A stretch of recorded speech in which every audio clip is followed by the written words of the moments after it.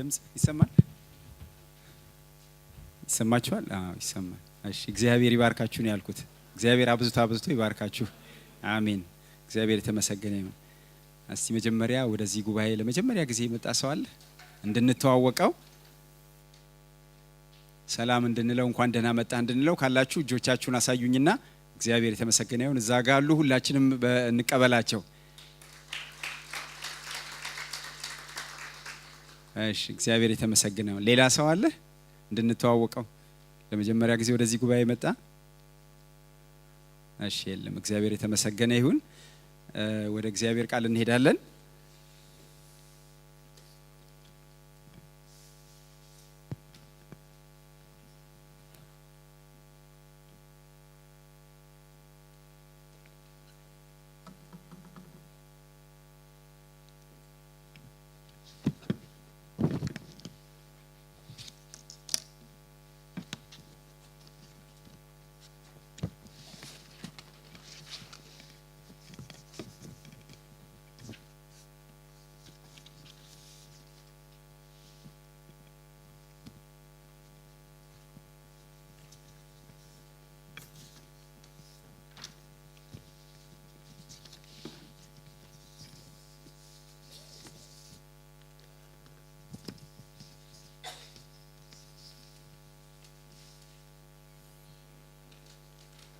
እሺ ባለፈው ሳምንት የነበረ አገልግሎት ስላለባቸው ነው እነሱ ወደ አውግስቡርግ መሄድ ያለባቸው። ለዚህ ነው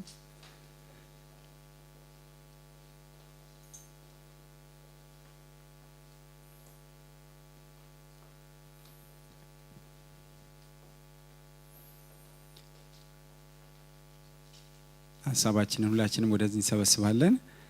እግዚአብሔር የተመሰገነ ይሁን። ባለፈው ሳምንት አብረን የእግዚአብሔርን ቃል አይተን ነበር። ከየት ተነስተን ወዴት በሚል ርዕስ እና እግዚአብሔር ይመስገን መቼም የእግዚአብሔር ቃል ኮምፓሳችን ነውና እንዴት መጓዝ እንዳለብን መራመድ እንዳለብን የሚመራን የሚያሳየን መሪ ቃላችን ነውና እግዚአብሔር የተመሰገነ ይሁን። በዛ ቃል ውስጥ እግዚአብሔርን አይተነዋል ማለት የወንጌል እውነት ከየት መነሳት እንዳለበትና ከኢየሩሳሌም የማይነሳ ወንጌል የትም አይደርስም ብለን ነበር ያልነው።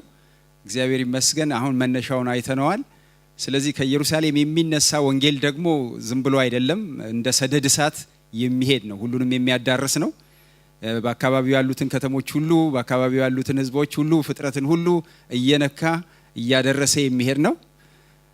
ግን የሚገርመው ነገር ይሄ ከኢየሩሳሌም የሚነሳ ወንጌል የሚቀጣጠልበትን ነው። ዛሬ ደግሞ ምን የበለጠ የሚቀጣጠልበትን የበለጠ የሚንቦገቦግበትን ወደዛ ሐሳብ ውስጥ ነው ይዣችሁ የሚሄደው። ግን እግዚአብሔር እንዲያስተምረን ስለ ቃሉ አብረን እንጸልይ።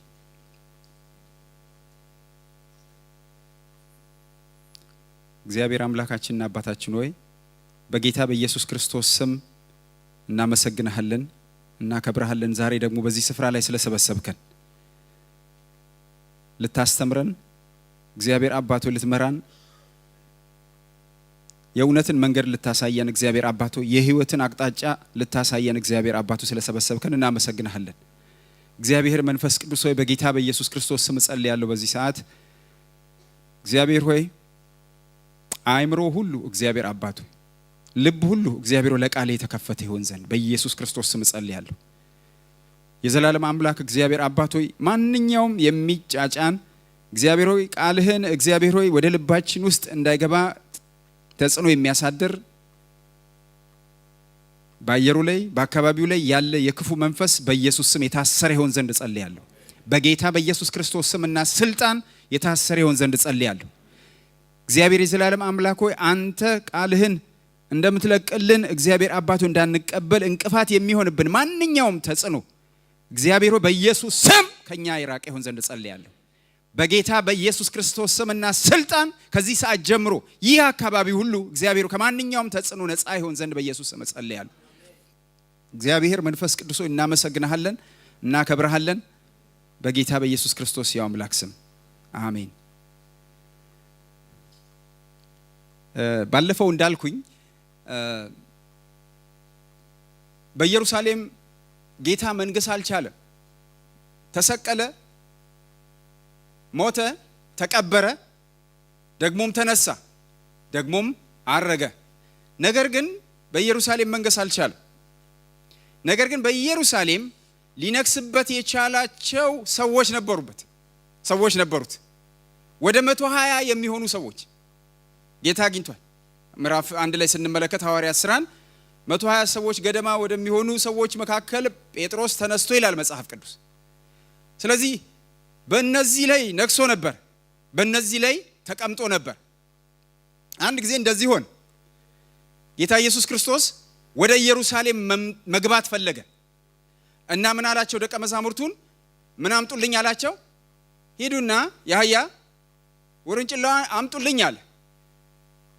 ማንም ያልተቀመጠባትን፣ ማንም ያልሰለጠነባትን አለች፣ እሷን አምጡልኝ አለ። ሲሄዱም እንደተባለው አገኟት። ሰውየውንም ሲጠይቁት ባለቤቱን ውሰዱ አላቸው። ምንም አላንገራገረ። አመጡለት። በአህያዋ ላይ ተቀመጠ። እነሱ እንደውም ልብሳቸውን ምናቸውንም ጨማመሩለትና በደንብ እንዲመቸው አድርገው አህያዋ ላይ ተቀምጦ ወዴት ገባ? ወደ ኢየሩሳሌም ገባ። ወደ ኢየሩሳሌም ሲገባ ግን ሰዎች በመንገድ ላይ ከፊትና ከኋላ ሆነው የሚናገሩት ነገር ነበር።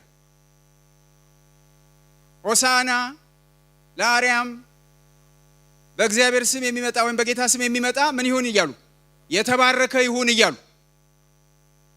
የሚገርመኝ ነገር ለምን ጌታ በአህያ ላይ ተቀመጠ? አላገኘም ነበር ልብ የሚቀመጥበት የሚነክስበት። ያንን ልብ እስከሚያገኝበት ጊዜ ድረስ ጌታ በአህያ ላይ ተቀመጠ። በአህያ ላይ ተቀምጦ ወደ ኢየሩሳሌም ገባ። እንደ ንጉሥ ነው የተቀበሉት። ዘንባባ ያነጠፉ፣ እንደ አዳኝ ነው የተቀበሉት። እንደ መድኃኒት ነው የተቀበሉት እያነጠፉ። ነገር ግን መንፈስ ቅዱስ እስከተለቀቀበት ጊዜ ድረስ ግን በሰዎች ልብ ላይ ግን በደንብ ተንሰራፍቶ ነግሶ መቀመጥ አልቻለም። አንድ ሌላ ምሳሌ ልጨምርላችሁ። በብሉይ ኪዳን በሳሙኤል ዘመን የእስራኤል ልጆች ምን አሉ? ንጉሥ አንግስልን አሉት። አማረን ነው እንደውም ንጉሥ አማራቸው እንደ ርጉዝ ሴት። ስለዚህ ንጉሥ አንግስልን፣ ንጉሥ እንፈልጋለን አሉ። ለምንድን ነው ያን ጥያቄ ያቀረቡት? በአካባቢያቸው ያሉትን የአሕዛብን ነገሥታት ሲመለከቱ አማራቸው። በሰረገላ ላይ ሆነው ይገባሉ፣ ይወጣሉ፣ ይታጀባሉ። ንጉሥ አላቸው፣ ሴሬሞኒ ያለው በጣም ደስ የሚያሰኝ ነገር ነው እና እነሱም አማራቸው። እንዲህ የሚያወጣንና የሚያገባን አሉ። ሳሙኤል እባካችሁ አለ። ምክንያቱም ያውቃል እግዚአብሔርን እንደሚያሳዝኑት። እሱ እኮ በመካከላችሁ አድር ዘንድ ምንን ስሩልኝ ብሎ ነበር? መቅደስን ስሩልኝ ብሎ ነበርኩ ለአባቶቻቸው። ደግሞም እሱ የሚገባው በእነሱ ላይ በመካከላቸው እንዳለ ነበር የሚገባው እግዚአብሔር። ነገር ግን የእስራኤል ልጆች ምን አሉ? ንጉሥ ፈለጉ። ንጉሥ እንዳላቸውም እንኳን የሚያወጣና የሚያገባ እንዳላቸው እንኳን ምን አድርገውታል? ዘንግተውታል፣ ረስተውታል። እግዚአብሔርን እጅግ ያሳዘኑበት ጊዜ ቢኖር የእስራኤል ልጆች የዛን ጊዜ ነበር። ስለዚህ እግዚአብሔር ንጉሥ ነው የምትፈልጉት? ሳሙኤል ምን አላቸው? ንጉሥ የምትፈልጉ ከሆነ ቀላል አይሆንም አላቸው። ንጉሱ በእናንተ ላይ የሚነግስ ከሆነ ልጆቻችሁን ሁሉ ምን ያደርጋል አላቸው? ባሪያ ነው የሚያደርጋቸዋል። እንዝም ብላችሁ ንጉሥ ብቻ አትበሉ።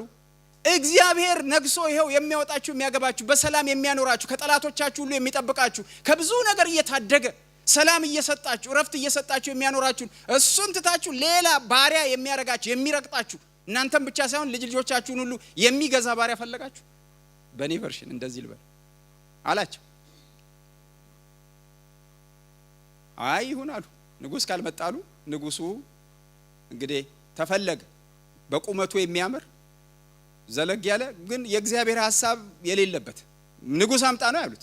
ስለዚህ ንጉሥ አመጡላቸው። የመጀመሪያው ንጉሥ የእስራኤል ንጉሥ ሳኦልን አመጡላቸው።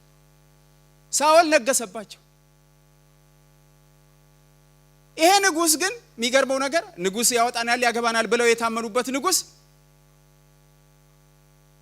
ጠላቶቻቸው ፊት ጋር አቁሞ በጭንቀትና በመከራ በስቃይ ውስጥ ጣላቸው። ጎልያድ የተባለ 11 ሜትር ቁመት ያለው ጋር አምጥቶ አፋጠጣቸው። የእስራኤል ሕዝብ ሁሉ ምንም ማሻገር ማያሳልፋቸው ድሮንም ይውላችሁ የእስራኤልን ሕዝብ ነፃ ያወጣ የእስራኤልን ሕዝብ ከሚያስፈራውና ከሚያስጨንቀው ነገር የታደገ የእግዚአብሔር መንፈስ ያለበት ዳዊት ነው። እግዚአብሔር ያደረበት ዳዊት። እግዚአብሔር እሱ እንደማያወጣ ያውቅ ነበር። ሳኦል እንደማያድናቸው ያውቅ ነበር። ስለዚህ መፈለግ ነበረበት እግዚአብሔር። ብላቴናውን ዳዊትን ፈልጎ አመጣው። ዳዊት ያ የእስራኤልን ሕዝብ የሚገዳደር የነበረው ምክንያቱም እግዚአብሔር ምን ብሎበታል? ገና እረኛ ሆኖ ከብቶችን በሚጠብቅበት ጊዜ በላዩ ላይ ምን ሆኗል? እግዚአብሔር እንደባለፈው ሳምንት ይወላችሁ እየተነጋገርን ዝም ካላችሁኝ እኔም ዝም ልል ነው። ስለዚህ ያው እግዚአብሔር ገና በልጅነቱ ያለማመደው እግዚአብሔርን የሚያውቅ እግዚአብሔር ከእርሱ ጋር የሆነ ዳዊት የእስራኤልን ሕዝብ ምን አደረገው? እግዚአብሔር የነገሰበት እግዚአብሔር የከበረበት ዳዊት የእስራኤልን ሕዝብ ከጎልያድ ምን አደረገው? አስጣለ። ሐዋርያው ጳውሎስ ምን አለ? ስለ እስራኤል ልጆች በጣም እንዲድኑ ፈልጎ በጣም በእግዚአብሔር ፊት ጸሎቱ ነበር፣ ልመናው ነበር። ግን አንድ ነገር እሱ ራሱ ሲናገር እንመለከታለን። በሮሜ ሊድና ሐሳቡን እሱን ላንብብላችሁ። በሮሜ ላይ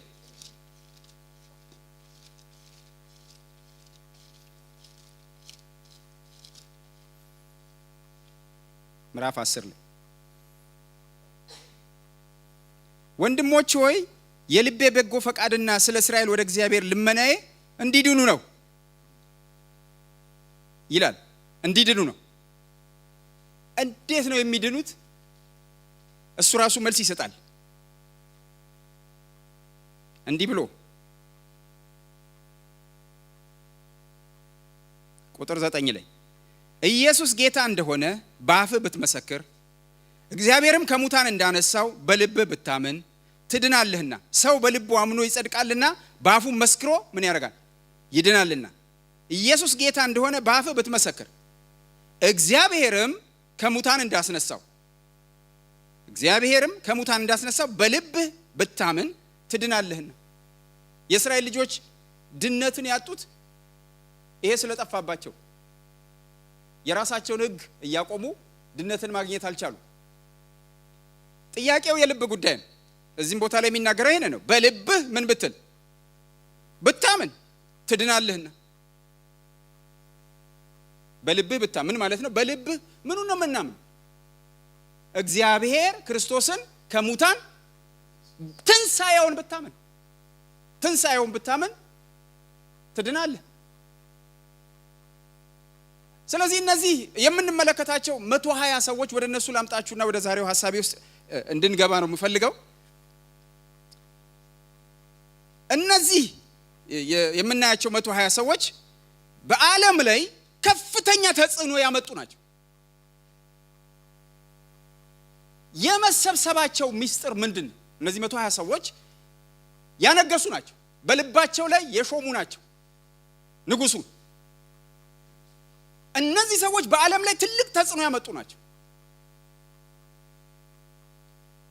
ግን የሚገርመው ነገር እነዚህ ሰዎች አሁን ነው ተሰብስበው እዚህ ሐዋርያት ሥራ ምዕራፍ 1 ላይ 2 ላይ የምናገኛቸው። ከዚህ በፊት ግን ምን ሆነው ነበር? ተበታትነው ነበር። የሰበሰባቸው ምንድነው ብላችሁ ብትሉኝ ትንሣኤ ነው የሰበሰባቸው። ክርስቶስ ተነሳ ሲባል በየአቅጣጫው ተበታትነው የነበሩት፣ ተስፋ ቆርጠው ሁሉም በየቦታው ሄደው የነበሩት፣ ነገር ግን ክርስቶስ መነሳቱን ሲሰሙ እነዛ የተበታተኑት ሁሉ በሙሉ ተሰበሰቡ።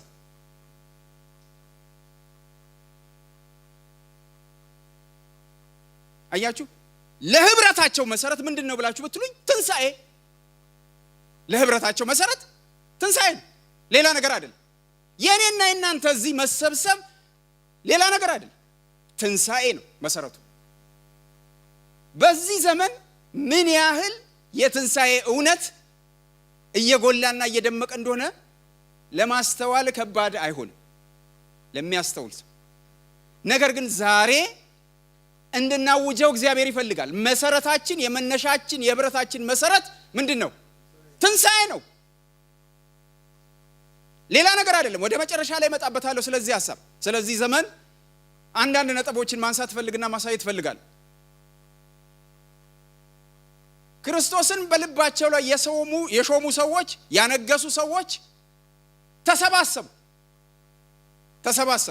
የሰበሰባቸው ኑ እንሰብሰብ ብለው አይደለም፣ የምስራቹ ነው የሰበሰባቸው። ማርያም ይዛላቸው የወጣቸው የምስራች፣ ሴቶቹ ይዘውት የመጡት የምስራች ምን አደረጋቸው? ተነስቷል አሉ። ይሄ ነው የሰበሰባቸው። ሁሉም ምን ሆነው ነበር? በየቦታው ተበታትነው ነበር። ለህብረታቸው ጠንካራ ህብረት ለመመስረታቸው ዋናው ቁልፉ ነገር ምንድነው ብላችሁ ብትሉኝ ትንሳኤ ነው። ክርስቶስ ተነስቷል።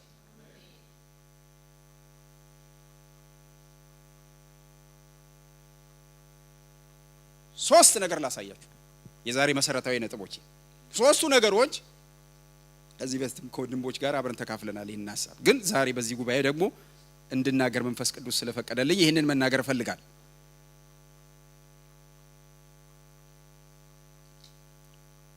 አንደኛው ነገር እነዚህ አሁን እንደዚህ ተሰባስበው በአንድ ልብ በአንድ ሐሳብ ሆነው የምናገኛቸው ሰዎች ጌታ በምድር በነበረበት ጊዜ እንኳን እንደዚህ አይነት ህብረት አልነበራቸው፣ እንደዚህ አይነት ጠንካራ ነገር አልነበራቸው። ጌታ ደግሞ በተሰቀለና በሞተ ጊዜ የዛን ጊዜ ደግሞ የነበራቸው ደግሞ ህብረት ምን እንደሚመስልም ደግሞ እናየዋለን። ከተነሳ በኋላ ግን የነበራቸውን ደግሞ ህብረት እናየዋለን። ይኸውላችሁ የህብረታችን መሰረት የአንድነታችን መሰረት ትንሳኤ ካልሆነ መቼም ጊዜ የእግዚአብሔር ሐሳብ በእኔና በእናንተ ውስጥ አይከናወንም። የትም መድረስ አንችልም። በልባችን ላይ ያነገስነው ክርስቶስ እርሱ ካላሰባሰበን በስተቀር እኔና እናንተ እንሰባሰብ ብለን ብንል እንኳን ምንም ምን ፈይደው ነገር እንሂድ ወደ እነሱ መሰባሰብ ውስጥ እንመልከት። የመጀመሪያውን ሐሳብ በዚያ ውስጥ እንመልከት። ይኸው ለመንፈስ ቅዱስ እንኳን እንዴት እንደሚመች መንፈስ ቅዱስ እንኳን እንዲሰራ የህብረታችን መሰረት ወሳኝ። መንፈስ ቅዱስ እንኳን መንፈሱን እንዲያፈስ የህብረታችን መሰረት ወሳኝ። ትንሳኤ ላይ ያልተመሰረተ ማንኛውም ህብረት ከመንፈስ ቅዱስ ጋር የተጣላ ነው። ከመንፈስ ቅዱስ ጋር የተጣላ እንዲሁ ስርዓትና ወግ ሲፈጽም ይውላል እንጂ እንዲሁ የአምልኮ መልክ ይዞ ይጓዛል እንጂ የትም አይደርስ። ነገር ግን ትንሳኤውን መሰረት ያደረገ ህብረት ለመንፈሱ የተመቸ ነው፣ ለክብሩ የተመቸ ነው፣ ለእግዚአብሔር ፈቃድና ሐሳብ የተመቸ ነው።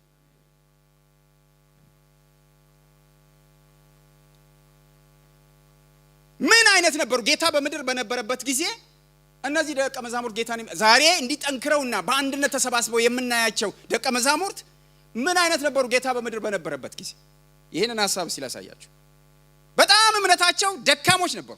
ጌታ ሁሉ ጊዜ የሚወቅሳቸው ነበሩ። ጌታ ሁሉ ጊዜ ይወቅሳቸው ነበር። እናንተ እምነት የሌላችሁ። እኔ ላሳያችሁ የምፈልገው ትንሳኤ ምን አይነት ኃይል እንደሆነ ላሳያችሁ፣ ለህብረት ለአንድነት ምን ያህል ጠንካራ እንደሆነ ላሳያችሁ፣ ከመልፈስፈስ ሁሉ የሚያወጣ እንደሆነ ትንሳኤ ላይ የተመሰረተ አንድነትና ህብረት በእያንዳንዱ አማኝ ልብ ውስጥ የትንሳኤ መሰረት ከተቀመጠ ምን አይነት ጠንካራና ብርቱ የሆነ ነገር እንደሆነ። ስለዚህ እምነታቸው የሞተ ነበር፣ ደካማ ነበር። አንድ ጊዜ ማዕበል መጣ። አንድ ምሳሌ ላርግና ላሳያችሁ። ማዕበሉ በመጣ ጊዜ ምን ሆኑ?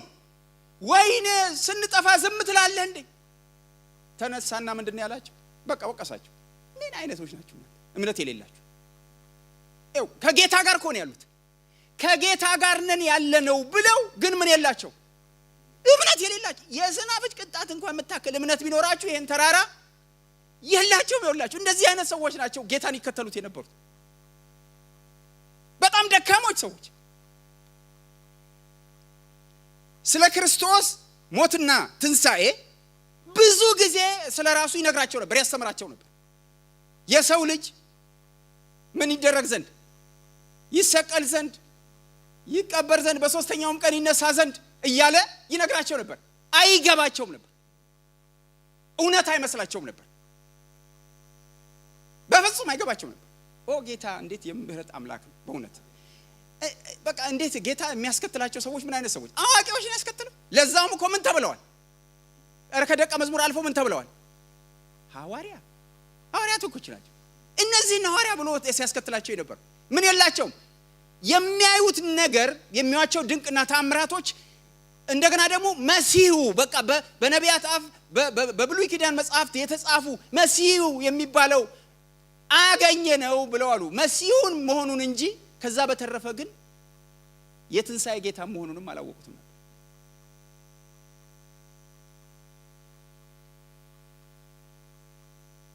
እሱ ልባቸውን እስከከፈተበት ጊዜ ድረስ መጽሐፍትን እንዲያስተው የዛን ጊዜ ነው የገባቸው ግን አይገባቸውም ነበር መጽሐፍት በእጆቻቸው አሉ የብሉይ ኪዳን መጽሐፍት አሉ አይገባቸውም ነበር አልተረዱትም ነበር ስለ እግዚአብሔር መንግስት ይነግራቸው ነበር በምሳሌ ሁሉ ያስረዳቸው ነበር በጣም ለመረዳት ይቸገሩ ነበር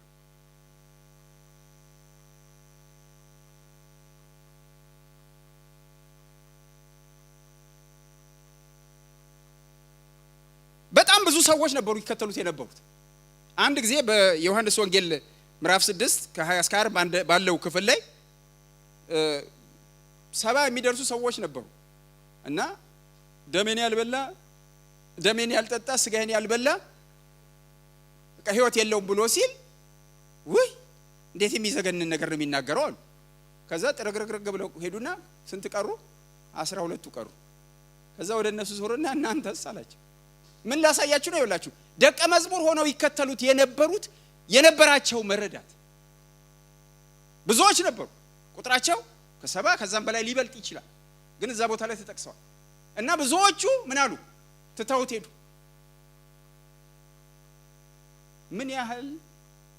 ምን አይነት ሰዎችና ምን ያህል ደካሞች እንደነበሩ ላሳያችሁ ጌታ ግን አጠገባቸው ነው ያለው ጌታ ግን በየቀኑ ምን እያደረገ ነው ብዙ ድንቅ ተአምራትን እያዩ ብዙዎች ሲፈወሱ ያሉ ብዙዎች በህይወታቸው ብዙ ነገር ሲሆን ያሉ ግን በህይወታቸው ውስጥ ያለው ነገር በጣም ደካማ ነገር እንደነ ይሁዳ ያሉ ሰዎች አብረዋቸው ነበሩ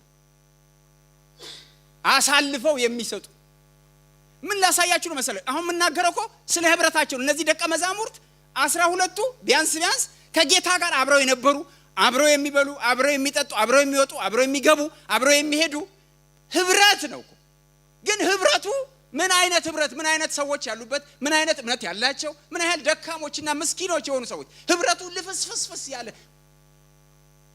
ኦቦል ጌታ ከነሱ ጋር አብረው ይያል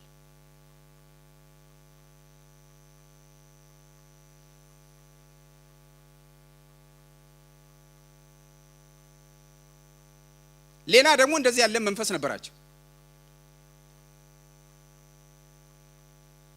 እኔ ነኝ ትልቅ የሚል እንደዚህ ህብረት ውስጥ እንደዚህ አይነት መንፈስ ነበር እኔ ነኝ ሼፍ እኔ ነኝ ትልቅ እኔ ነኝ በኋላ ምን አላቸው ጌታ አባካችሁ ትልቅ መሆን የሚፈልግ ምን ይበላል ያገልግል ዝቅ ብሎ ባሪያ ይሁንና ያገልግል ብሎ አላቸውና አሳረፋቸው ህብረታቸው እንደዚህ አይነት ነበር ይውላችሁ ጌታ አብሯቸው ይያል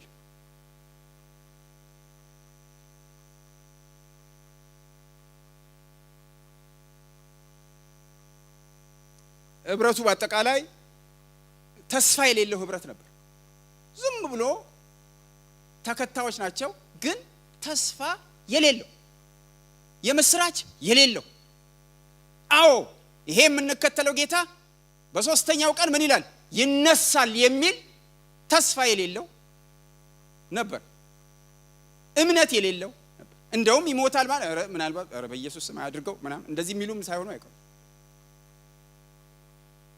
ለምን ብላችሁ ብትሉ ጌታን መተው እነዛ ፈሪሳውያኖቹ ከወታደሮቹ ጋር ሆነው መተው ሊወስዱ ሲሉ ጴጥሮስ ምን አውጥቷል ሰገባ ውስጥ እንትኑን አውጥቶ ቆርጧል እኮ ናይን ታግሏል እነሱ ሊወስዱት ነው የመጡት ያው ይሞት ዘንድ ይገባዋል እያላቸው እየነገራቸው ነበር ግን ናይና አሉ ሊጋደሉ ሊያስጥሉት ነው ስለዚህ የነበራቸው እምነት የነበራቸው ተስፋ በጣም ደካማ ነበር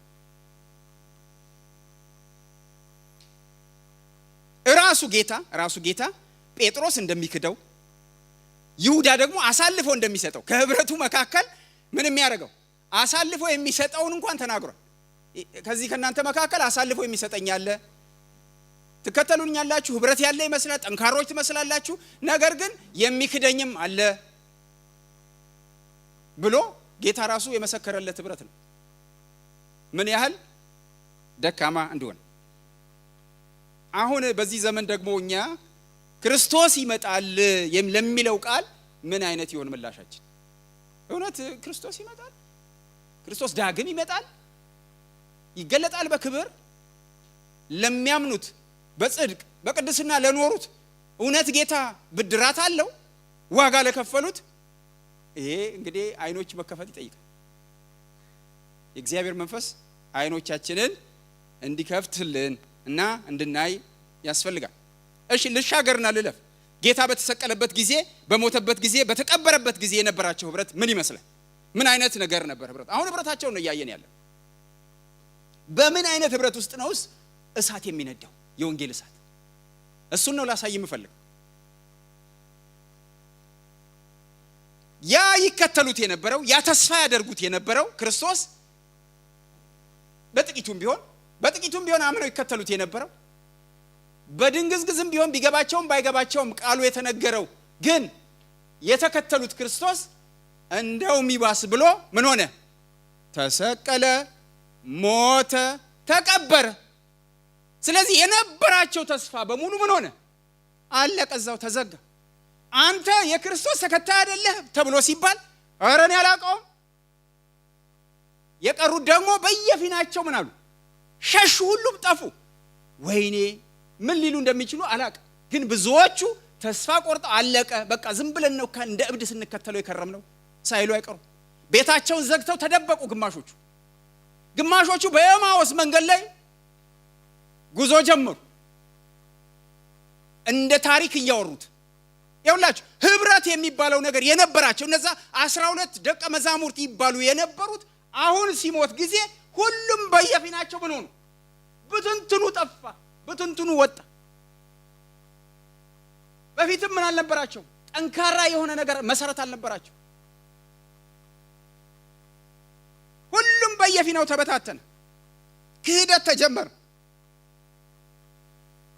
በመሲሁ የእግዚአብሔር ልጅነት እንኳን የነበራቸው እምነት ሳይቀር ጨለመ።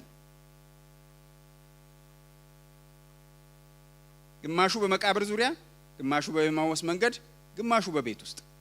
ምን ሊሆን እንደሚችል አስቡ። ህብረቱ ምን ሊመስል እንደሚችል፣ አንድነቱ ምን ሊመስል እንደሚችል በየቦታው ሆነ። በፍርሃትና በድንጋጤ ነው ያሉት። ከባድ ሰዓት ነው። 3 ቀን ፈጀ ህብረቱ የተፈተነበት፣ አንድነቱ የተፈተነበት 3 ቀን ፈጀ።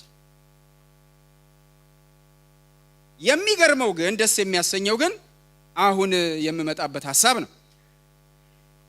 ከትንሣኤው በኋላ የነበራቸው ህብረት አሁን ተመልከቱ። ለህብረቱ ትልቁ መሰረት ምንድነው ብላችሁ ብትሉኝ የምስራቹ ነው የመጣላቸው። ያ ተስፋ ቆርጠውበት ተበታትነው ሁሉም በየፊናው ሲሮጥ የነበረው ያ ህብረቱ ሁሉ አበቃለት ተብሎ ሁሉም በየአቅጣጫው ሁሉ ነገር ጥሎ እየፈረጠጠ የነበረው ሁሉ አንድ የምስራች መጣለት። ያ የምትወዱት ያ ስትከተሉት የኖራችሁት 3 ዓመት ሙሉ ያ የእግዚአብሔር ልጅ ነኝ ሲል የነበረው ያ ሲፈውስ ሲያድን የነበረው ክርስቶስ በሰዎች እጅ ተላልፎ ተሰጥቶ የተሰቀለው የሞተው የተቀበረው ተነሳ። ለማመን የሚያስቸግር ነገር። የምታፈቅሩት የምትወዱት ሰው በጣም የምትወዱት ሰው ቢለያችሁ ልትሉት የምትችሉትን ነገር አስቡ። ከጌታ ጋር የነበራቸው እምነት ይሄን ያህል ነው። እነሱ ከሱ የመከተሉ ነገር አሁን የምስራች ነው። በትክክልም የምስራች ነው አይደለም እንዴ? የምስራች ነው ትክክል።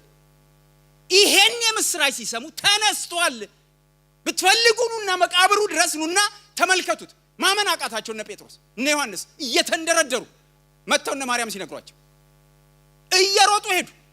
ሲመለከቱ እውነትም መቃብሩ ባዶ ነው። ከዚህ ሰዓት ጀምሮ አንድ ነገር ሆነ። ተስፋቸው ይታደስ ጀመረ። እንደገና መነሳሳት መነቃቃት ጀመሩ። ያ የተበታተነው ህብረት መሰረት አገኘ። እንደገናም ሊቆም እንደገና ሊነሳ ህብረቱ አንድነቱ በጠነከረ እንደ ድሮ በሆነ መሰረት ሳይሆን አሁን ግን ትክክለኛ መሰረት አለ። ክርስቶስ ተነስቷል የሚል መሰረት አገኘ። እንደገና ለመሰባሰባቸው መሰረት እንደገና አንድ ላይ ለመሆናቸው መሰረት ምን አገኙ? ትንሣኤ አገኙ።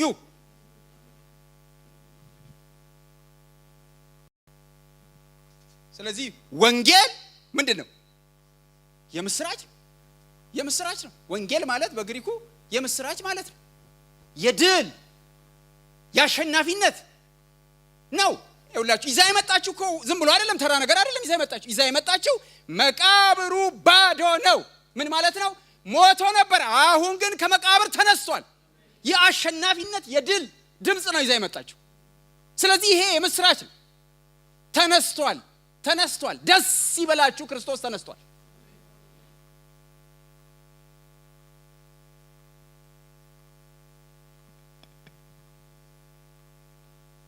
የበለጠ እንዲጠናከርላቸው ጌታ ምን አደረገ? ለነዚሁ ምስኪኖች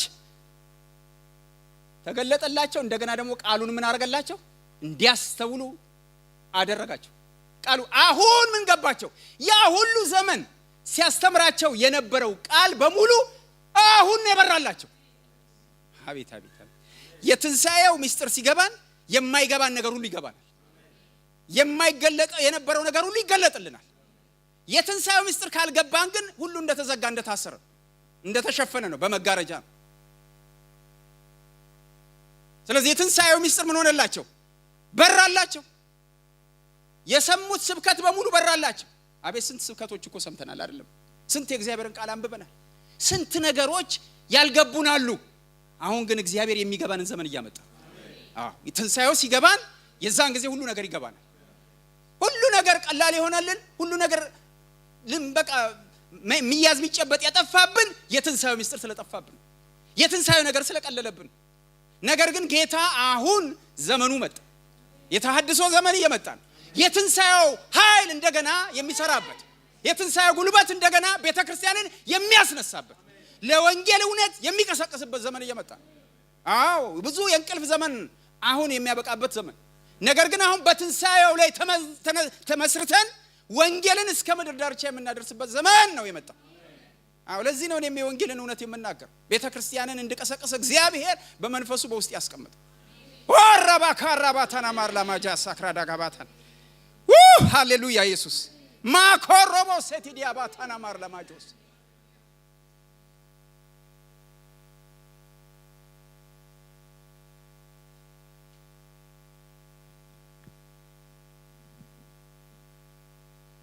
አንድ ነገር ላውጅላችሁ። ዛሬ የሰበሰበን ዛሬ ምንድነው? ይኸውላችሁ እነዚህን 120 ሰዎች የሰበሰባቸው ሌላ ነገር አይደለም፣ ተነስቷል ነው። ክርስቶስ ተነስቷል ነው። ይኸውላችሁ ይሄንን ማንም ሊፈታው የማይችለው ህብረት ነው። በክርስቶስ ተነስቷል ላይ የተመሰረተ ህብረት ማንም ሊገዳደረው የማይችል፣ ቢገዳደረው እንኳን ሊያቆመው የማይችል ነው። ስለዚህ የሐዋርያትን መሰረት በሐዋርያትና በነቢያት ምን ላይ ተመሰረታቸዋል? መሰረት ላይ ተመሰረታቸዋል። የነሱ መሰረታቸው ምንድነው? ትንሣኤ ነው መሰረታቸው። ክርስቶስ ተነስቷል። በዚህ ላይ ነው የሚታነጸው ማንኛውም ነገር ከዚህ በኋላ ያለው። ይሄን መሰረት ሳይዝም ብሎ የሚነገረው ነገር ሁሉ ከንቱ ነው። ይሄ ነው ቁልፉ፣ ክርስትና ቁልፉ ይሄ ነው።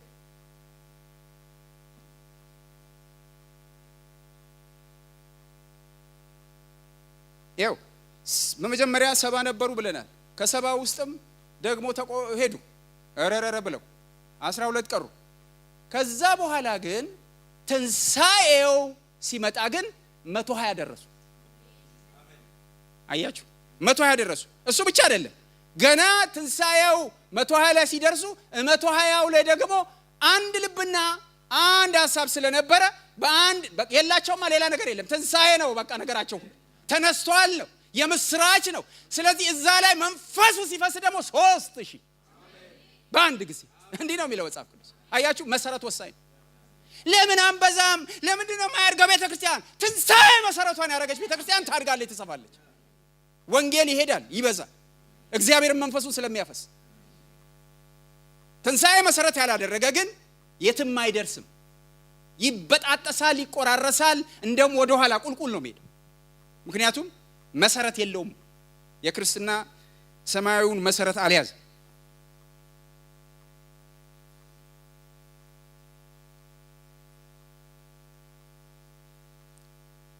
መሰረታቸውን ትንሣኤ ስላደረጉ ያ እነዛ ለፈስፋሳ የነበሩት በሙሉ የሚገርምና የሚያስደንቅ ነገር በህይወታቸው ይሆን ጀመር።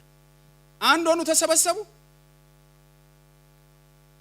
ከውስጣቸው የሚወጣው ነገር በሙሉ አንዱ ቢናገር ሁሉም እንደተናገሩ፣ አንዱ ቢመሰክር ሁሉም እንደመሰከሩ፣ አንዱ ቢዘምር ሁሉ እንደዘመሩ ነው። ልዩነት የለም፣ ፍጹም ልጅ። አንዱ ቢጸልይ ሁሉ እንደጸለዩ። ስለዚህ እምነታቸው ጠንካራ እምነት መጣ። በትንሣኤው ላይ ስለተመሰረተ ጠንካራ የሆነ እምነት። የእግዚአብሔር ቃል በሚገርም ሁኔታ ድሮ የእግዚአብሔር መንግስት ጌታ የብሉይ ኪዳንን ሐሳብ እየጠቀሰ እንደገና ደግሞ አሁን ይዞት የመጣውን የእግዚአብሔር መንግስት ሐሳብ እየጠቀሰ ሲነግራቸው የማይገባቸው የነበሩት እነ ጴጥሮስ ቆመው በሰዎች መካከል የብሉይ ኪዳንን እየጠቀሱ ከአዲስ ኪዳን እውነቱ ጋር ማብራራት ጀመሩ፣ መግለጥ ጀመሩ። መገለጥ መጣ። ምክንያቱም መሰረታቸው ምንድን ነበር? የእግዚአብሔር ቃል ይበራና ይገለጥ ጀመር። የእግዚአብሔር ቃል እየበራ እየተገለጠ መጣ። ከዚህ አልፈው እነሱ ራሳቸው ወዴት ሊሄዱ ጀመር?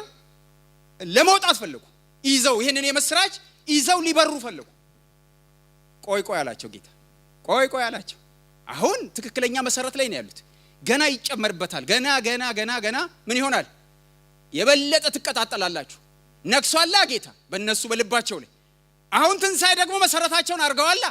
ስለዚህ እዚህ ላይ እግዚአብሔር ቆይ ቆይ አላቸው። እኔ ሄዳለሁ ወደ አብ፣ ከአብ ደግሞ ለዚህ ስራ ምንን አፈሳለሁ አለ? መንፈሴ አፈሳለሁ። ስለዚህ መንፈሱ ወረደ። መንፈሱ በወረደ ጊዜ እሳቱ፣ ከዛ ህብረት ውስጥ የሚወጣው እሳት ደንበኛ እሳት ማንንም የማይምር ማንንም የማይለቅ እሳት እየሆነ ሄደ፣ እየነደደ ሄደ። በህብረቱ ላይ የነበረው በልባቸው ይነዳው የነበረው በእያንዳንዳቸው ልብ ላይ ይነድ የነበረው በህብረቱ ውስጥ እንደገና ምን ሆነ? ይነድ፣ ይቀጣጠል ጀመር። ስለዚህ ይህን እሳት ለብሰው ይህን እሳት ጎርሰው ምንም ነገር ምንም እስከማይመስላቸው ድረስ መደብደብ፣ መወገር፣ መሰደብ፣ መገደል፣ መታረድ ምንም እስከማይመስላቸው ሞትን መሸጋገር ያደረጉት የእግዚአብሔርን እሳት፣ የእግዚአብሔርን የወንጌል እውነት፣ የትንሣኤውን እውነት ይዘው ወጡ። የተነገረው የተስፋ ቃል ፍጻሜ ያገኝ ዘንድ ማናቸውም እስከማይቀሩ ድረስ ሁሉም የወንጌልን እውነት የወንጌልን የምስራቹን ይዘው ወጡ። ክርስቶስ ተነስቷል እያሉ በአካባቢው ላይ ሁሉ ወንጌልን ያደርሱ ጀመሩ።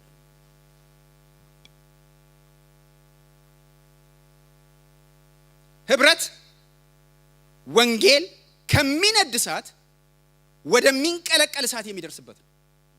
በትንሣኤ ላይ የተመሰረተ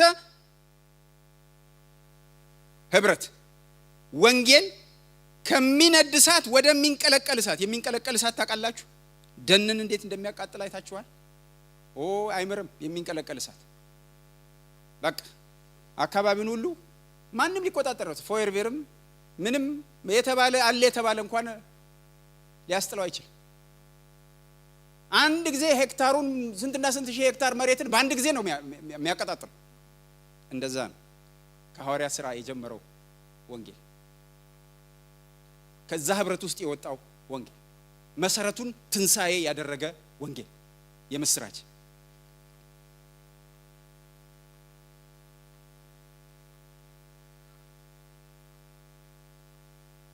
የተበተኑትም ቃሉን እየሰበኩ ምን አሉ ነው የሚለው?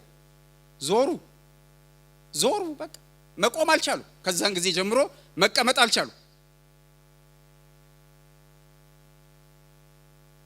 በአንጾኪያም ባለችው ቤተክርስቲያን ነቢያትና መምህራን ነበሩ። እነርሱም በርናባስ፣ ኔጌር የተባለው ስምዖን፣ የቀሬናውም ሉኪዮስ፣ የአራተኛው ክፍለ ገዢ። ይኸውላችሁ ወንጌሉ ከኢየሩሳሌም ወጥቶ ባሉት አካባቢዎች ላይ ሁሉ እንደ ሰደድ እሳት ሄደ። እስቲ እንግዲህ አሁን እያሳያችሁ ያለሁት ይሄ በትንሳኤ ላይ የተመሰረተ ህብረት ነው። በትንሳኤ ላይ የተመሰረተ ህብረት ላይ ጌታ ለመስራት በጣም ይመቸዋል። መንፈስ ቅዱስ ለመስራት በጣም ይመቸዋል። በትንሳኤ ላይ ግን ያልተመሰረተ ህብረት ላይ ጌታ ምን ሊያደርግ እንደሚችል ላሳያችሁ። ዘፍጥረት ምዕራፍ 11 ላይ ልውሰዳችሁ።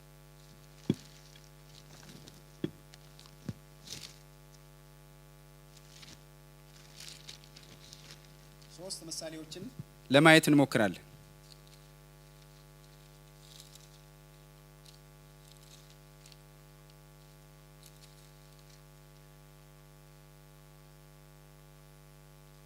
እንዲህ ይላል የእግዚአብሔር ቃል፣ ምድርም ሁሉ በአንድ ቋንቋና በአንድ ንግግር ነበረች። ሰሙኛላችሁ? ምድርም ሁሉ በአንድ ቋንቋና በአንድ ንግግርም ነበረች።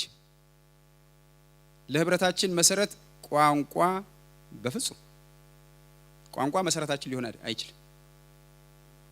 ሰሙኛላችሁ? በምድር ሁሉ በአንድ ቋንቋና በአንድ ትንሳኤ ነው የነገሮቻችን ሁሉ መሰረት።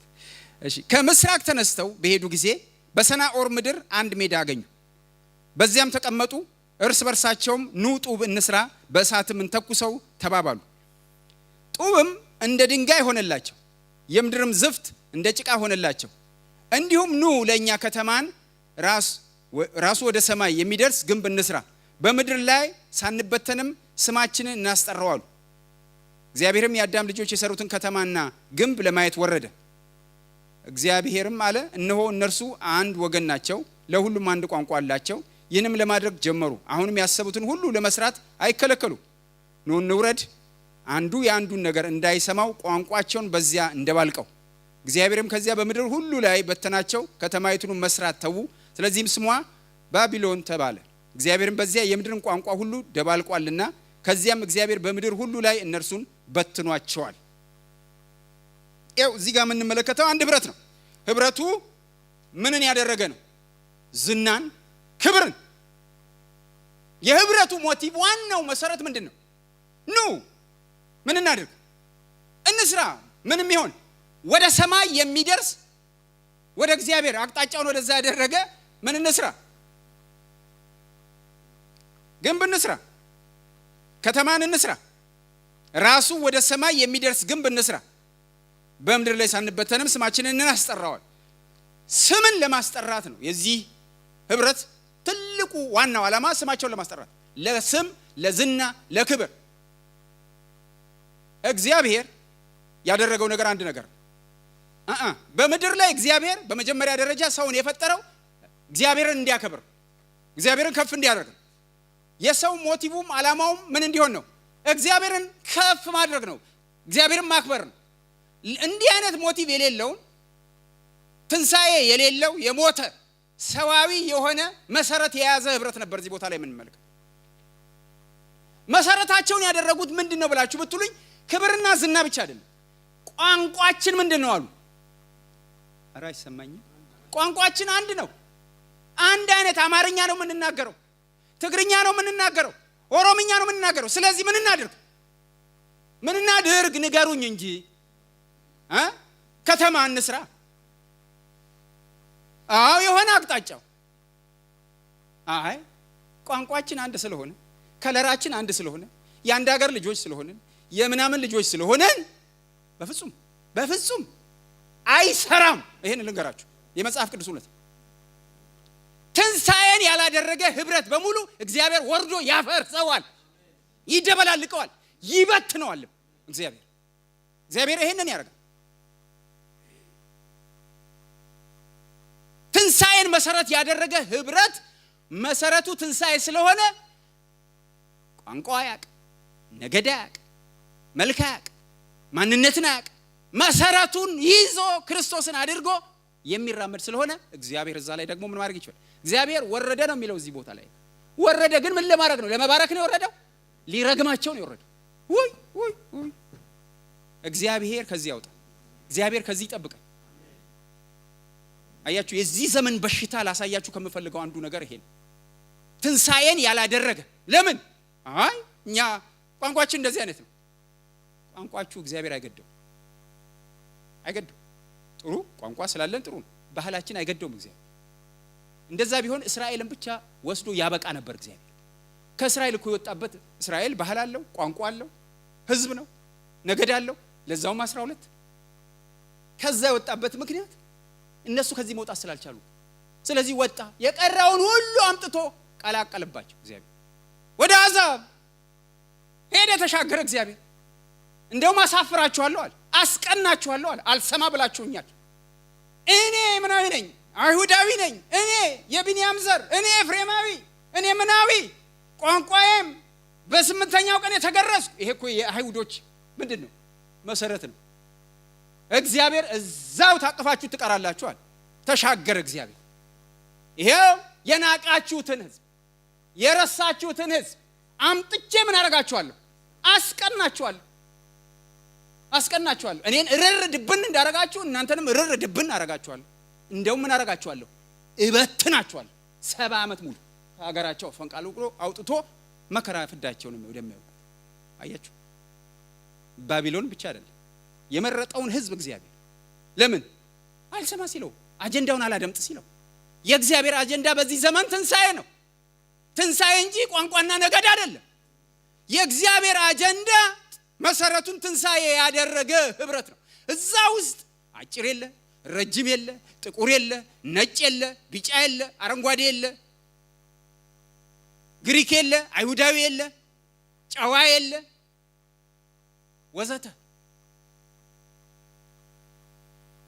ሁሉን የሚጠቀልልበትን ነው እግዚአብሔር ያስቀምጠው ስለዚህ ምን አደረጋቸው ደበላለቃቸው ቋንቋ ሲደበላለቅ አትቸገሩ አንድ ነገር ወቁ መሰረቱ ጋር ሂዱ ምንድነው መሰረቱ የዚህ ቤት መሰረቱ ምንድነው ትንሳኤ ነው ኢየሱስ ተነስቷል ነው ወንጌል ነው ንጹህ ወንጌል ነው መሰረቱ እሱን ስቶ ለስም ለዝና ስምን ለማስጠራት ክብርን ቋንቋን ነገድን ምናምንን ለማስጠራት የተሰበሰበ ከሆነ አለቀለት በቃ አይዘገይም አይቆይም እግዚአብሔር ይወርዳል ሊባርከው ሳይሆን ሊረግም ሊበት ነው ዳግም እንዳይሰበሰቡ እንዳይግባቡ ምክንያቱም ሞቲቭ ሮንግ ስለሆነ ሌላ ሐሳብ ላሳያችሁ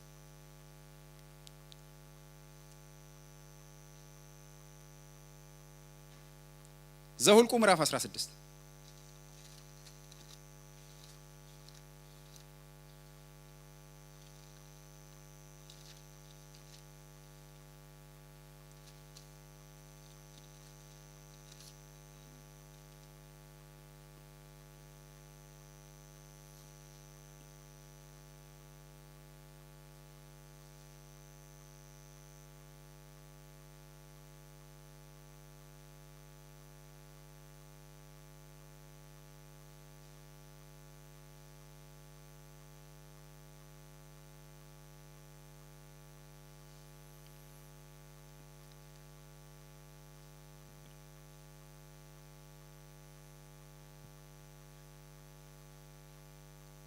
የሌዊም ልጅ የቀዓት ልጅ የኢሳኦር ልጅ ቆሬ ከሮቤልም ልጆች የኤልያብ ልጆች ዳታንና አቢሮን የፋሌትም ልጅ አን በሙሴ ላይ ተነሱ ከእስራኤልም ልጆች 250 ሰዎች ከነርሱም ጋር ወሰዱ ስንት ሰዎች ወሰዱ 250 ሰዎች ከነርሱ ጋር ወሰዱ እነሱ ሳይበቃቸው 250 ሰዎች ከእስራኤል ልጆች ጨመሩ ከጉባኤውም የተመረጡ ዝናቸውም የተሰማ የማህበሩ አለቆች ነበሩ በሙሴና በአሮን ላይ ተሰብስበው ማህበሩ ሁሉ እያንዳንዳቸው ቅዱሳን ናቸውና እግዚአብሔርም በመካከላቸው ነውና እናንተ እጅግ አብዝታችኋል በእግዚአብሔርም ጉባኤ ላይ ለምን ትታበያላችሁ አሉ ያው አሁን እዚህ ቦታ ላይ 250 ሰዎች ራሳቸው እነዚህ መሪው አሁን ከላይ የተጠቀሱትን ሰዎች ጨምሮ 250 ሰዎች ከእስራኤል ልጆች ጨመሩና አንድ ትልቅ ህብረት አቋቋሙ ያቋቋሙት ህብረት ከእግዚአብሔር ሐሳብ ጋር የሚሄደውን ምን የሚያደርግ ነበር የሚጋፋ የሚቃወም ነበር በምን እንደ ነገሩ እንደተቋጨ ላሳያችሁ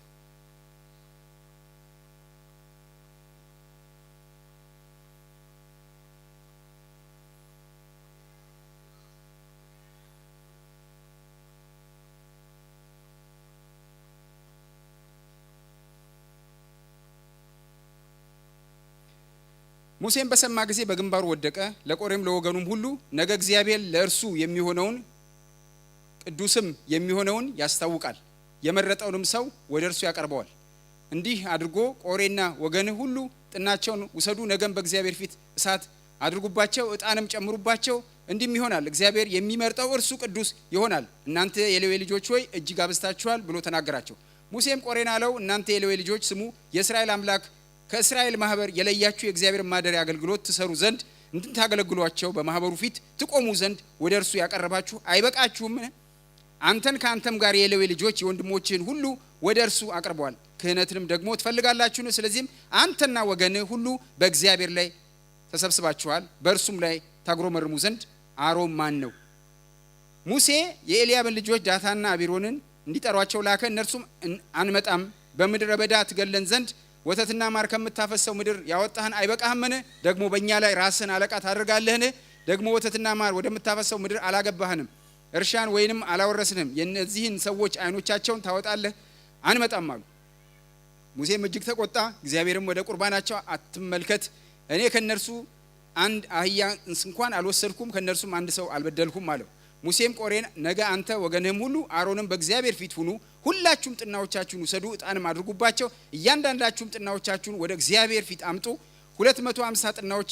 አንተ ደግሞ አሮንም ጥናዎቻችሁን አምጡ አለው። እያንዳንዱም ጥናውን ወሰደ፣ እሳትም አደረገበት፣ ዕጣንም ጨመረበት። ከሙሴና ከአሮንም ጋር በመገናኛው ድንኳን ደጃፍ ቆመ። ቆሬም ማህበሩም ሁሉ ወደ መገናኛው ድንኳን ደጃፍ በእነርሱ ላይ ሰበሰበ። የእግዚአብሔርም ክብር ለማህበሩ ሁሉ ተገለጠ። እግዚአብሔርም ሙሴን አሮንን እንዲህ ብለህ ተናገራቸው፣ ሁሉን በቅስፈት አጠፋቸው ዘንድ ከዚህ ማህበር መካከል ፈቀቅ በሉ። አያችሁ እግዚአብሔር የተናገረውን ነገር። አሁን ከዚህ በኋላ ያለው ለእናንተ የቤት ስራ ሰጣችኋለሁ እንድታነቡት፣ ብዙ የሚሰቀጥጥ ነገር ስላለው ማለት ነው። ከዚህ በኋላ የሆነው ነገር ህብረት ነው። ህብረቱን ግን ትክክለኛ ያልሆነ መሰረት ላይ ያደረገ ህብረት ነው። ክፉ ነገር ነው ያሰቡት፣ በእግዚአብሔር ሐሳብ ላይ ነው የተነሱት። መሰረቱ በጣም የተንሻፈፈ መሰረት ነው። እግዚአብሔር በጽድቅ ይፈርዳል። ይኸው ሙሴ ምን ይላል? ጽድቃችሁ ከፈሪሳውያን ይብለጥ ይላል የእግዚአብሔር ቃል።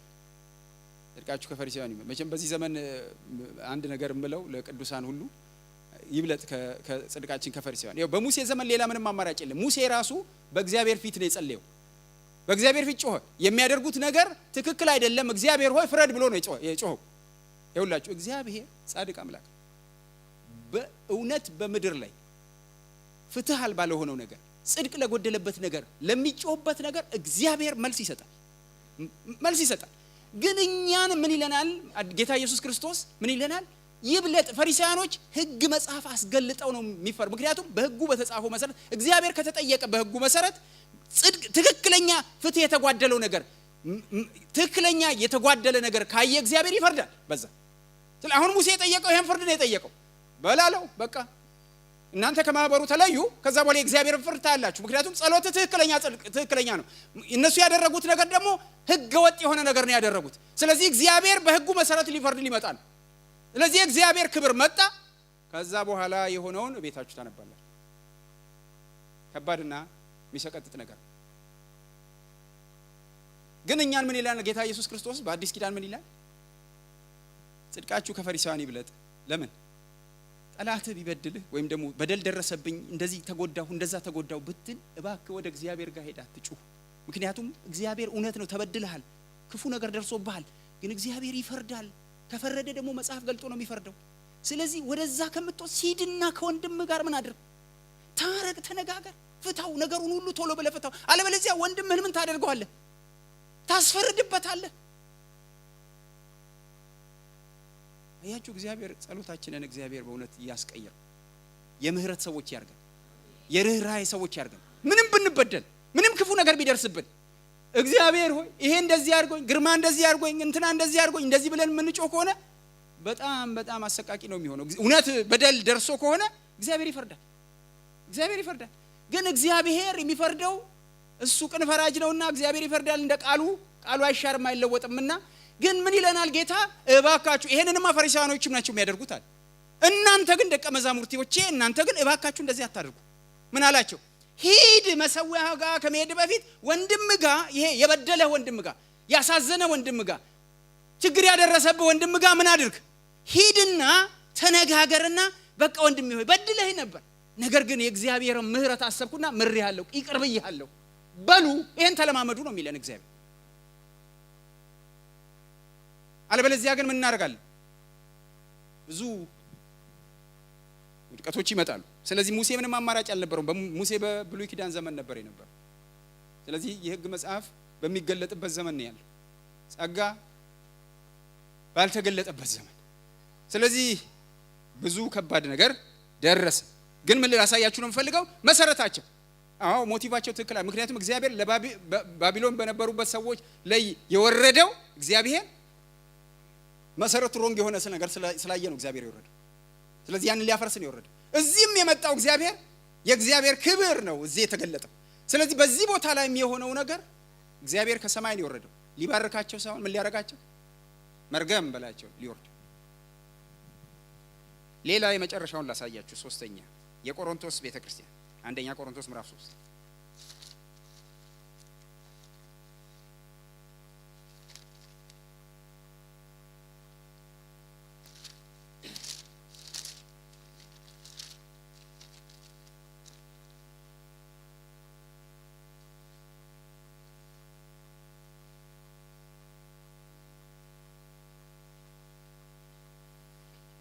እኔም ወንድሞች ሆይ የሥጋ እንደመሆናችሁ በክርስቶስም ሕፃናት እንደመሆናችሁ እንጂ መንፈሳውያን እንደመሆናችሁ ልናገራችሁ አልቻልኩም። ገና ጽኑ መብል ለመብላት አትችሉም ነበርና ወተት ጋትኳችሁ ገና ሥጋውያን ናችሁና እስካሁን ድረስ ገና አትችሉም። ቅናትና ክርክር ስለሚገኝባችሁ ሥጋውያን መሆናችሁን አይደላችሁምን? እንደ ሰው ልማድስ አትመላለሱምን? አንዱ እኔ የጳውሎስ ነኝ፣ ሁለተኛውም እኔ የአጵሎስ ነኝ ቢል ሰዎች ብቻ መሆናችሁ አይደለምን? አጵሎስ እንግዲህ ምንድነው? ጳውሎስስ ምንድነው? በእነርሱ እጅ ያመናችሁ አገልጋዮች ናቸው። ለእያንዳንዳቸውም ጌታ እንደሰጣቸው ያገለግሉ። እኔ ተከልኩ፣ አጵሎስም አጠጣ፣ ነገር ግን እግዚአብሔር ያሳድግ ነበር። እንግዲያስ የሚያሳድግ እግዚአብሔር እንጂ የሚተክል ቢሆን ወይም የሚያጠጣ ቢሆን አንዳች አይደለም። አሁን እዚህ ቦታ ላይ የሚያሳየን 3 ግሩፕ ነው የሚያሳየን ህብረት። አንደኛው የአጵሎስ፣ ሌላኛው የጳውሎስ፣ ሌላኛው ደግሞ ምንድን የክርስቶስ ነኝ የሚል ህብረት ነው። እነዚህ በሙሉ ራሳቸውን ችለው ግሩፖች ናቸው። በየት ነው ያሉት? በቆሮንቶስ ቤተክርስቲያን ውስጥ ነው ያሉት። ምኑን ላሳያችሁ መሰላችሁ? ይመስላል መንፈሳዊ ነገር ይመስላል። አረስታውት ናይን እኔ አጵሎስ በጣም ነው ሲያስተምረኝ የሚገባኝ። እሱ ነው በቃ ውስጤ ነው የገለባበጠው የለዋወጠው እና የሱ ትምህርት ነው በቃ በህይወቴ ላይ ሲጸልይልኝ በቃ እንደዚህ ሆንኩትና እኔ አጵሎስን ነው የፈለገውን ነገር ይቀር እኔ ማነው ጳውሎስን እኔ እንትና ብዙ እንትና አይለኝም፣ እሱ በጣም ይቆጣል፣ በጣም እንትን ይላል፣ ስለዚህ እኔ ከሱ ጋር መሆን አልፈልግም ብለው ቸርች ውስጥ ናቸው ያሉት። የአጵሎስ አሉ የአጵሎስ ነኝ የሚሉ ሌሎች ደግሞ አሉ ናይ ጳውሎስ ሲሰብክ አቤት የሱ ስብከት፣ አቤት የሱ ስብከት፣ አቤት የሱ አገልግሎት፣ እሱ እኮ በቃ ምንም የሚቀረው ነገር የለም እኮ በቃ ከብሉይ ኪዳን አንስቶ እስከ አዲስ ኪዳን ድረስ እንደዚህ አድርጎ ነው የሚያስተምረው። ስለዚህ እኔ እሱ ነው ደሞም እሱ ነው ያጠመቀኝ፣ እኔ እሱ ነው እሱ ጋር ነው ሄጄ እንትን ምለው፣ እሱ ነው እንትን ያስተማረኝ፣ እንደዛ ያስተማረኝ፣ ስለዚህ እኔ ከሱ ጋር ነው እንትን ምለው። ሌሎች ደግሞ ብለ ናይ ክርስቶስ ነው የሚሉ አሉ። እሱ ነው ክርስቶስ ነው፣ አጵሎስም ሰው ነው፣ ጳውሎስም ሰው ነው። ትላንት አይደለም እንደ እነሱ ነው የመረጣቸው፣ እሱ አይደለም እንደ እነሱን ሲያስነሳቸው የቀባቸው። ስለዚህ ዋናው ቀቢው ነው እሱን ነው። እኔ አሁን የሁሉም መንፈሳዊ ይመስላል ሲታይ፣ ግን ምንድነው ሁሉም መሰረቱ ትክክል ያልሆነ ሰዋዊ ይሆን። እንደው ምን ይላል? ሰዎች አይደላችሁም ፍጥረታዊ ሰዎች ጥሬ ናችሁ አለ። በቃ እሱ እንደው እንደዚህ የምታስቡ ከሆነ ጥሬ በቃ ገና ብዙ ጠንካራ ነገር መናገር አልቻልኩም ማለት ከዚህ የተነሳ ለምን አንዱ የዛ ነኝ አንዱ የዚህ ነኝ አንዱ የዛ ነኝ ነው የሚለው። ስለዚህ መሰረቱን ትንሳኤ ያላደረገ ስጋዊ የሆነ ሰዋዊ የሆነ መሰረት ነው ያለው። የትም እንደማያዘልቃቸው ነው የሚነግራቸው የሚመክራቸው። ተው ይሄ አይጠቅማችሁ። እነዚህ በሙሉ አስተማሪዎች ናቸው። እነዚህ በሙሉ የእግዚአብሔርን ቃል ነው ያሳዩአችሁ። በቃ ሌላ ነገር አትፍጠሩበት፣ ሌላ ነገር እንትን አትበሉበት።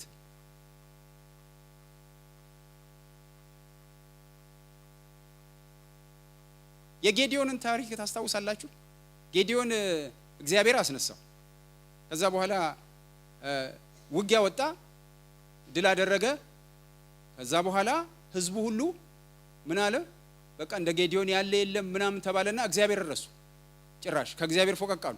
ከዛ በኋላ ጌዲዮን ደግሞ ምን አደረገላቸው ነው የሚለው የወርቅ ምን አደረገ ኤፉድ ሰራና አስቀመጠላቸው ጭራሽ እሱ ደግሞ የእግዚአብሔርም ቃል የማያዘውን ነገር አድርጎ ቁጭ አደረገ ከዛ በኋላ ህዝቡ ሁሉ እግዚአብሔርን ትተው ይኸውላችሁ አንዳንድ ጊዜ የምናደርጋቸው ነገሮች መሰረት የሌላቸው እንትን ይመስላሉ በጣም ጠንካራና በጣም መልካም የሆነ መሰረት ያላቸው ይመስላሉ ነገር ግን ምን አደረገ ነው የሚለው የእግዚአብሔርን ህዝብ በሙሉ ምን አመነዘረ ነው የሚለው የእግዚአብሔር ቃል በጌዲዮን በሰራው በዛ ኤፉድ ምክንያት በዛ ምክንያት የእግዚአብሔር ህዝብ ከእግዚአብሔር ነገር ወጥቶ ጭራሽ ምን ሆነ ምኑ ላይ ተለጥፎ ቀረ አምልኮስ ሆነ እግዚአብሔር ቀርቶ ኤፉድ ይመለክ ጀመር አያችሁ አንዳንድ ጊዜ የምንይዛቸው መሰረታቸው የእግዚአብሔርን ቃል ያላደረጉ ነገሮች የምንከተላቸው ነገሮች በህይወታችን ውስጥ በህብረታችን ውስጥ ጠንቅ የሚያመጡ ብዙ ነገሮች አሉ ነገር ግን ወደ እግዚአብሔር እውነት ልመልሳችሁ ለኛ መሰረታችን ክርስቶስ ተነስቷል ይሄ አሁን እግዚአብሔር እኔ መጸልየው እግዚአብሔር በእውነት በልባችን ውስጥ የዚህን ሚስጥር ጥልቀቱን ስፋቱን እግዚአብሔር እንዲያበራውና እንዲገልጸው ነው መጸልየው አፋችን ላይ ብቻ እንዳይሆን ምክንያቱም እግዚአብሔር ከሙታን እንዳስነሳው በልብ ብታምን ትድናለህ እኮ ነው የሚለው እግዚአብሔር ቃል ትድናለህ የሚያድን ነው የክርስቶስ ተነስቷል ሚስጥር የሚያድን የሚያጸድቅም ነው ቆመን እንጸልይ እንዲወጣ ከውስጣችን ስለ ወንጌል ያለን ነገር ስለ ህብረት ያለን ነገር ስለ ትንሳኤው ያለን ነገር እንዲቀጣጠል ነው የምንጸልየው እግዚአብሔር እንዲያነደው እንደ ሻማ ነው ይላችሁ አንዱ አንዱን ይለኩሳል በመንጸልይበት ጊዜ እግዚአብሔር መንፈስ አንዱ ያንዱን መንፈስ ይለኩሳል እግዚአብሔር ረባ ሳታና ማርላማጃስ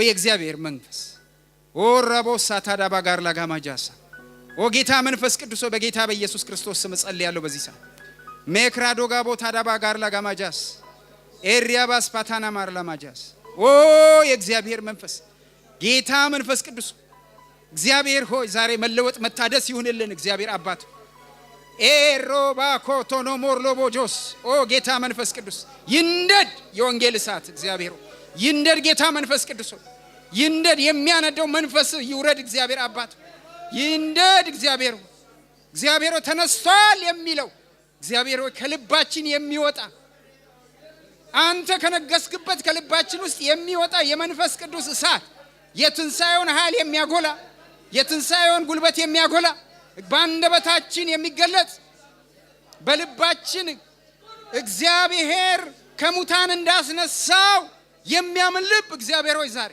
ባንደበታችን ደግሞ እግዚአብሔር የሚመሰክር በኢየሱስ ክርስቶስ ስም ይሄ ይቀጣጣል በልባችን የሚነድ ባንደበታችን የሚወጣ ቃል በልባችን የሚነድ ባንደበታችን የሚወጣ ቃል የእግዚአብሔር እሳት የእግዚአብሔር እሳት በኢየሱስ ክርስቶስ ስም ይቀጣጣል እግዚአብሔር ዛሬ ይቀጣጣል በኢየሱስ ክርስቶስ ስም ጸልያለሁ ማንንም እግዚአብሔር ሆይ ከዚህ ውጪ እንዳይሆን ጌታ ሆይ መንፈሱ ይቀጣጣል ዘንድ በኢየሱስ ስም ጸልያለሁ ኦራባጋታና ማጋር ላጋማጆስ ኢየሩሳሌም ሆይ ተነሺ ኢየሩሳሌም ሆይ ተነሺ ጽዮን ሆይ ተነሺ ጽዮን ሆይ ተነሺ ሬላሞሳታና ማጋር ላጋማጆስ ስለ ንጉስሽ ስለ ክብርሽ ስለ እግዚአብሔር ታላቅነት ታውጅ ዘንድ ዛሬ ጽዮን ሆይ ልብሽ ይቀጣጣል ዛሬ ከላይሽ ላይ አመዱ ይራገፍ ማቁ ይውደቅ ነገር ግን የእግዚአብሔር መንፈስ ውስጥሽን ያንድደው እግዚአብሔር መንፈስ ቅዱስ ራባባያ ሳክራ ዳጋባታና ማጋር ላጋማጃስ የእግዚአብሔር እሳት ጌታ ሆይ ይሄንን የትንሳኤን መሰረት በውስጣችን ይቀጣጣል ይብራልን ጌታ ሆይ ይብራልን መንፈስ ቅዱስ ይብራ በጌታ በኢየሱስ ስም እንጸልያለሁ እግዚአብሔር መረባሶታ ዳባ ጋር ላጋማጆስ የህብረታችን መሰረት የሆነው ትንሳኤ በኢየሱስ ስም ይቀጣጣል ውስጣችን ይንደድ እግዚአብሔር ሆይ አንተ የምታንቀላፋ ተነስ ዛሬ እግዚአብሔር ያበራልሃል ተብሎ እንደተጻፈ እግዚአብሔር አባት ዛሬ ከእንቅልፋችን የምንነቃበት ይሁን ጌታው በኢየሱስ ስም የወንጌል የምስራቹ እውነት ይቀጣጣል በኢየሱስ ይቀጣጣል እግዚአብሔር አባት በልባችን ይንደድ በኢየሱስ ስም ጸልያለሁ ይንደድ በኢየሱስ ክርስቶስ ስም ጸልያለሁ ራባባባ ያሳክራ ዳጋባታና ማጋር ላጋማጃስ ራቦ ሳታ ዳባ ጋር ላጋማጆስ እግዚአብሔር ሆይ አዚም ከህዝብ ላይ ይነሳ እግዚአብሔር ሆይ ያለ ማወቅ ዘመን ያብቃ። አዚም ድንዛዜ በኢየሱስ ስም ይነሳ። ስለ ወንጌል ስንሰማ እግዚአብሔር አባቶ ስለ ምስራቹን ቃል ለማወጅ እግዚአብሔር ሆይ የሚሮጥ መንፈስ ይኑረን። የሚበር መንፈስ እግዚአብሔር አባቶ ላልሰሙት ላልደረሳቸው እግዚአብሔር ሆይ የሚያውጅ በልባችን ውስጥ እግዚአብሔር ሆይ ይቀጣጣል። ይንደድ ይሄ ህብረት እግዚአብሔር ሆይ ይሄ ህብረት ይቀጣጣል። እግዚአብሔር ሆይ በወንጌል እውነት ይቀጣጣል። በምስራቹ ቃል ይቀጣጣል። በኢየሱስ ስም ጸልያለሁ። ይንደድ ይቀጣጣል። እግዚአብሔር አባቶ ይንደድ ይቀጣጣል በኢየሱስ ክርስቶስ። ሸረበ ካታና ማጋር ላጋማጆስ ኦ የእግዚአብሔር እሳት ኦ የእግዚአብሔር እሳት ኦ የእግዚአብሔር እሳት እግዚአብሔር መንፈስ ቅዱስ እግዚአብሔር መንፈስ ቅዱስ ኦ የእግዚአብሔር መንፈስ ኦ የእግዚአብሔር መንፈስ አግዘን። ዛሬ እርዳን እግዚአብሔር አባቶ። የጣልነውን ይሄንን እውነት ችላ ያልነውን ይሄንን እውነት እግዚአብሔር አባቶ ዛሬ እንድናነሳው ትረዳን ዘንድ በኢየሱስ ስም ጸልያለሁ። እግዚአብሔር አባቶ በኢየሱስ ክርስቶስ ስም እግዚአብሔር ሆይ የማይጠቅመን መሰረት ላይ እንዳንገኝ፣ የማይረባን መሰረት ላይ እግዚአብሔር ሆይ እንዳንተባበር፣ የማያስኬደን ከእግዚአብሔር ሐሳብ የሚያወጣ ነገር ውስጥ ራሳችንን እንዳናገኘው፣ ነገር ግን ጌታ ሆይ ፈቃድና ሐሳብ ወደ ሆነው ወደ ትንሣኤው መሰረት እግዚአብሔር ሆይ ራሳችንን ሁሉ ጊዜ እንድናገኘው ጌታ ሆይ እርዳን። እግዚአብሔር ሆይ ሕዝብህን ባርክ፣ በቃልህ ሕዝብህን ባርክ፣ በመንፈስህ ሕዝብን በቃል እውነት ባርክ። እግዚአብሔር አባቱ በቃል መገለጥ በኢየሱስ ስም የተባረከው የቃል እውነት የበራለት ይሁን። እግዚአብሔር መንፈስ ቅዱስ በቃል እውነት ለመኖር በቃል መንፈስ ለመራመድ እግዚአብሔር የቆረጠ ይሁን ዘንድ በኢየሱስ ስም ጸልያለሁ። ኦ የእግዚአብሔር እሳት እናመሰግንሃለን። እግዚአብሔር ሆይ ቃሉን ላከ ፈወሳቸውም እንዳልክ ጌታ ሆይ በኢየሱስ ክርስቶስም ዛሬ ፈውስ ስለሆነልን እናመሰግንሃለን። ዛሬ ስለተነቃቃን እግዚአብሔር ሆይ ዛሬ ስለተነሳሳን ዛሬ እግዚአብሔር ሆይ ቋንቋችን ወሬያችን ሁሉ እግዚአብሔር ሆይ ስለተቀየረ እናመሰግንሃለን። ወደ ማስተዋላችን ስለመለስከን እናመሰግንሃለን። እግዚአብሔር ሆይ ተመስገን። አጀንዳ ላይ እግዚአብሔር እንድንገባ ስላደረከን እናመሰግንሃለን። ዘመናችን በከንቱ እንዳይጠፋ ዘመናችን በከንቱ እንዳይባክን እግዚአብሔር ሆይ ከተመላላሽ ክርስቲያንነት ስላወጣን ነገር ግን ወደ ወንጌል አርበኝነት ስላመጣን እናመሰግንሃለን። እግዚአብሔር ሆይ እግዚአብሔር እውነተኛ የወንጌል አርበኞች አምባሳደሮች ሆነን እንድንቀሳቀስ ጌታ ሆይ እርዳን። እግዚአብሔር ሆይ በሕዝብ ላይ እግዚአብሔር አባት ሆይ ይሄ ሁሉ በውጭ ያለው ያልዳነው ሕዝብ እግዚአብሔር አባት ሆይ ከፊቱ ድቅን ብሎ እንዲታየው ጸልያለሁ። ሁሉ ጊዜ እግዚአብሔር ሆይ ከፊቱ ድቅን ብሎ እንዲታየው ጸልያለሁ። እግዚአብሔር አባት ለዚህ ሁሉ በረከት አድርገህ በዚህ አስቀምጠህናል። በኢየሱስ ክርስቶስም እግዚአብሔር አባት ሆይ በደሃው በሙንሽን እግዚአብሔር አባት ሆይ እንዲሁም በባየር እግዚአብሔር ሆይ ያሉ ብዙዎች ያልዳኑትን በሚሊዮን የሚቆጠሩትን ህዝቦች ለመድረስ የሚነሳ እሳት በኢየሱስ ስም እኔ ጸልያለሁ። የሚነሳ እሳት እግዚአብሔር ኦራባካታና ማርላጋም ይንደድ ኤሪያቦስ አታዳባጋ ያንዳባጋታና ማጋርላጋማጆስ ሬዲያ ጋባቶና ሞጋርላጋማጆስ ቋንቋ የማያግደው ዘር የማያግደው እግዚአብሔር እሳት በኢየሱስ እሳት እግዚአብሔር ይነሳ፣ እሳት ይነሳ፣ እግዚአብሔር እሳት ይነሳ፣ እሳት እግዚአብሔር በልባችን ይንደድ። ኦሪያ ባባያ ሳክራ ዳጋባታና ማጋር ላጋማጃስ ሬኖባሶ ታዳባ ጋር ላጋማጃስ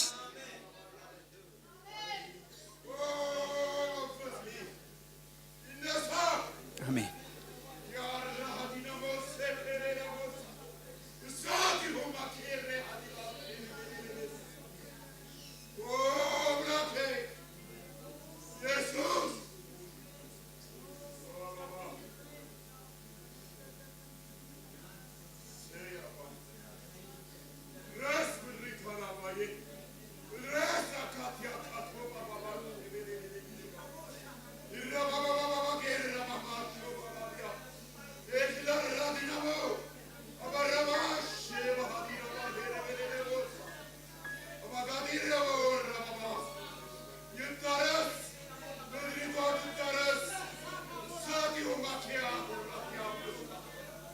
It was